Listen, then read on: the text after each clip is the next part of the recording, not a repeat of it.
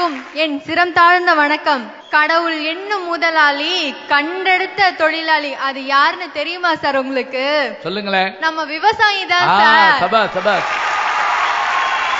கடவுள் என்னும் முதலாளி, கண்டெடுத்த தொழிலாளி. வேற யாரையும் எடுக்கல. அவரு கண்டெடுத்த டெக்னாலஜி எல்லாம் சொல்லல.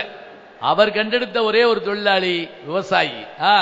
இந்த காலத்து இளைஞர்கள் எல்லாம் இன்ஜினியரிங் படிக்கணும், ஏசி ரூம்ல கம்ப்யூட்டர் முன்னாடி உக்காந்து வேலை பார்க்கணும், அதுதான் சொகுசான வேலை, மதிப்பான வேலை நினைக்கிறாங்களே. அப்படி இல்ல சார், விவசாயம் பண்றதும் மதிப்பான வேலை தான்.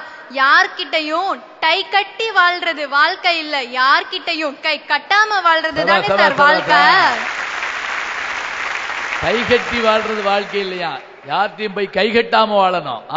இத நம்ம வேளாண் விஞ்ஞானி நம்மாழ்வார் சொல்லியிருக்காரு சார். அது மட்டும் இல்லாம அப்படிப்பட்ட விவசாயிகளே இன்னைக்கு அவங்களோட உரிமையை போராடி வாங்க வேண்டிய நிலைமை வந்துருச்சு. அந்த காலத்து விவசாயிகள் உணவு உற்பத்தி பண்ணும் போது உணவே மருந்து, மருந்தே உணவுன்னு இருந்தது. ஆனா இன்னைக்கு சாப்பிடறதுக்கு முன்னாடி ஒரு மருந்து, சாப்பிடறதுக்கு அப்புறம் ஒரு மருந்துன்ற நிலைமை வந்துருச்சு. உங்கள எத்தனை பேர் அப்படி சாப்பிடுறீங்க? அந்த காலத்துல விவசாயி உணவு உற்பத்தி பண்ணும் போது அறுசுவை உணவோட சாப்பிட்டவங்க நம்ம தமிழர்கள். ஆனா இன்னைக்கு அவங்கவுங்க 6 கலர்ல மாத்திரை சாப்பிட்டுட்டு இருக்காங்க. நல்லா சொல்றீங்க. சாப்பாட்டுக்கு முந்தி ஒரு மாத்திரை, சாப்பாட்டுக்கு பிந்தி ஒரு மாத்திரை. ஒரு டாக்டர் நிறைய மாத்திரை எழுதி கொடுத்தாராம்.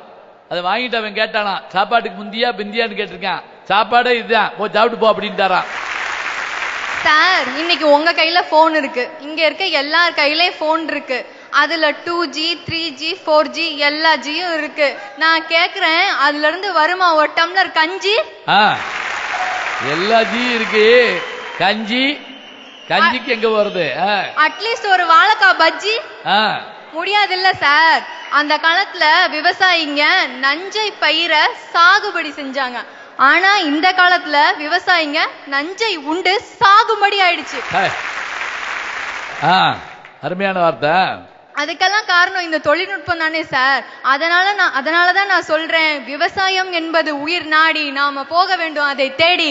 இன்றைய காலகட்டத்துக்கு முக்கியமா தேவையானது விவசாயம், விவசாயம், விவசாயம் தான் சார்.